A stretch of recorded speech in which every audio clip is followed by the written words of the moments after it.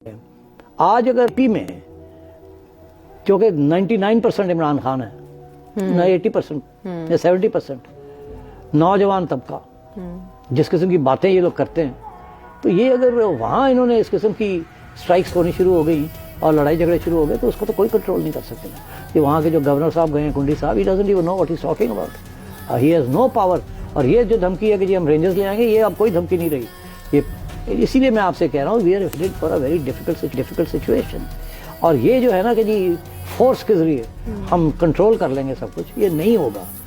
اور گنڈاپور صاحب بالکل صحیح کہہ رہے ہیں. آئی ایم سوری ٹو سے دس، آئی ڈونٹ اپریشیٹ گنڈاپور صاحب آن مینی اوکیشنز، بٹ بات وہ صحیح کہہ رہے ہیں. پروونس کے جو پیسے ہیں، جو ان کے پیسے ان کو ملنے چاہیے، نمبر ایک. نمبر دو، گنڈاپور صاحب is genuinely elected, fairly elected chief minister. ان کو اتنی ہی عزت ملنی چاہیے جتنی باقی چیف منسٹرز کو ملتی ہے. اور تیسری بات یہ ہے کہ اگر ان کے جینوئن کمپلینٹس ہیں تو ان کو گورنر صاحب وہاں کے جو ہیں وہ دھمکیاں مت دیں.